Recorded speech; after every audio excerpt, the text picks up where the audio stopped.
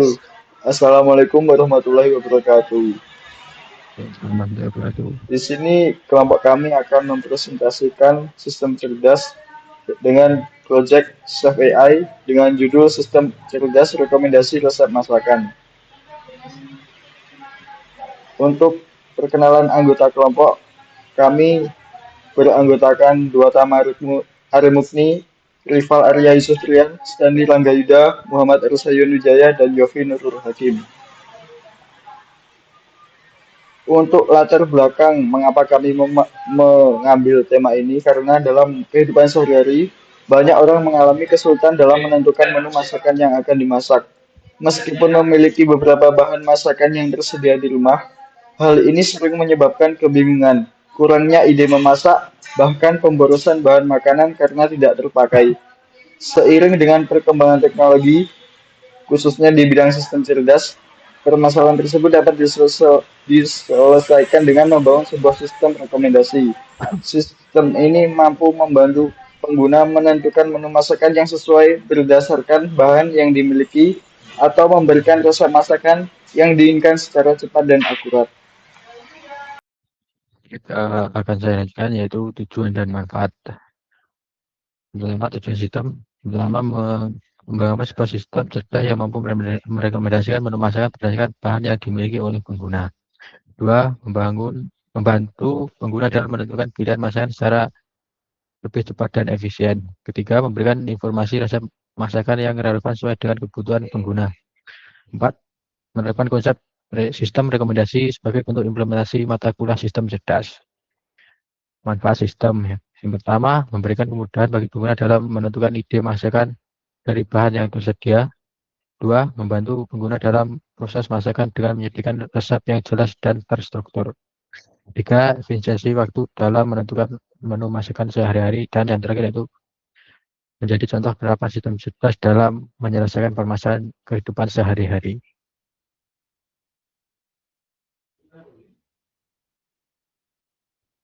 Selanjutnya adalah algoritma. Sistem rekomendasi masakan yang dikembangkan pada proyek ini memanfaatkan teknologi Large Language Model yang diintegrasikan melalui application programming interface dari layanan pihak ketiga. Pendekatan ini dipilih karena mampu menyediakan kemampuan kecerdasan buatan yang canggih tanpa perlu melakukan pelatihan model secara mandiri. Dengan menggunakan API LLM, sistem dapat memproses bahasa alami secara efektif dan memberikan respons yang relevan sesuai dengan kebutuhan pengguna. Hal ini menjadikan sistem lebih fleksibel dan mudah digunakan, terutama bagi pengguna awam.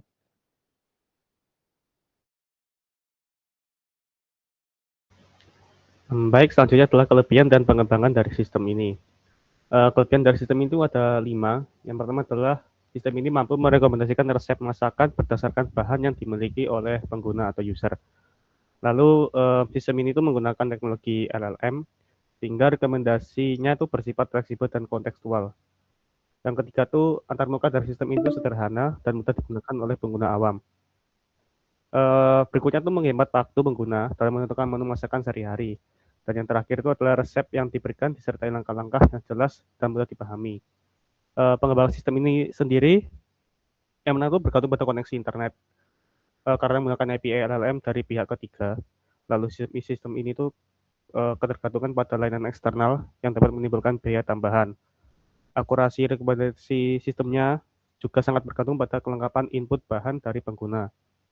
Lalu yang terakhir, belum mempertimbangkan aspek gizi, alergi, dan preferensi diet secara mendalam.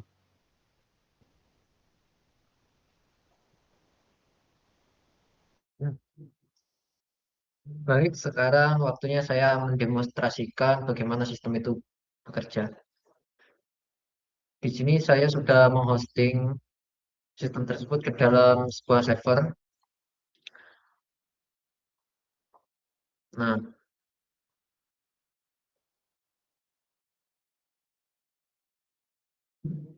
saya akan menjelaskan bagaimana alur kerja sistem tersebut.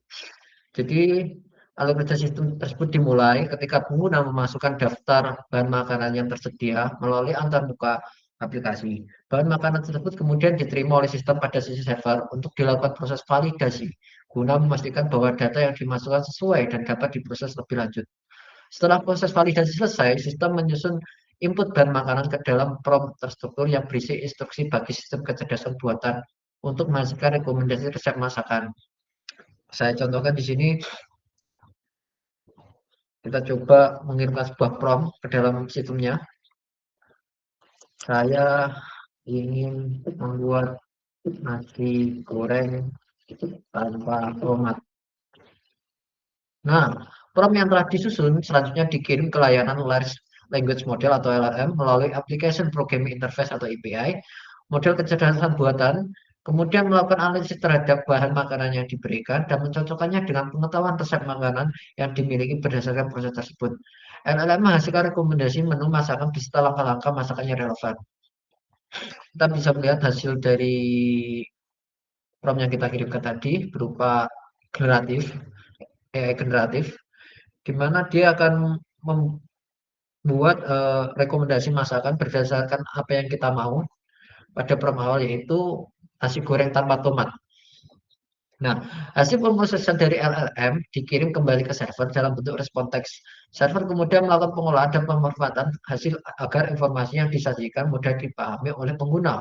Output akhir berupa rekomendasi resep masakan selanjutnya ditampilkan pada termuka aplikasi, sehingga pengguna dapat langsung memperoleh ide masakan yang sesuai dengan bahan yang dimiliki. Jadi ini merupakan bagian dari sistem bagaimana dia bekerja.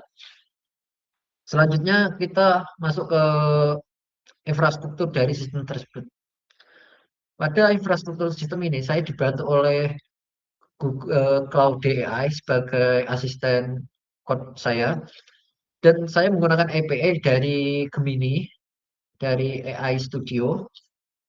Nah, saya akan sedikit jelaskan tentang infrastruktur yang saya bangun. Dibangun menggunakan arsitektur client server yang terintegrasi melalui jaringan internet. Komponen klien berfungsi sebagai antarmuka pengguna yang memungkinkan pengguna untuk memasukkan bahan makanan serta menampilkan hasil rekomendasi resep. Dirancang agar mudah digunakan oleh pengguna dari berbagai latar belakang.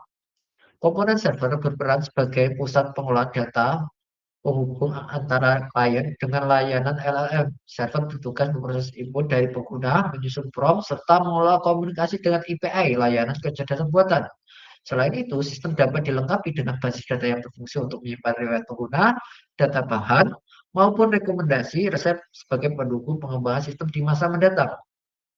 Layanan LLM digunakan merupakan layanan pihak ketiga yang menyediakan kemampuan pemrosesan bahasa alami dan generasi teks secara cerdas. Akses layanan ini dilakukan melalui API dengan mekanisme keamanan berupa API key. Disimpan secara aman pada server. Seluruh komponen sistem saling terhubung melalui jaringan internet sehingga sistem dapat berjalan secara real time dan memberikan rekomendasi secara cepat dan akurat. Front-end terdiri dari 3 struktur, yaitu HTML, CSS, dan JS. Terus untuk backend-nya kita menggunakan PHP. Untuk servernya sendiri kita menggunakan lokal server yang kita online-kan. Kita menggunakan laptop bekas dari peninggalan zaman dulu. Kita manfaatkan kembali untuk menghosting AI yang kita buat.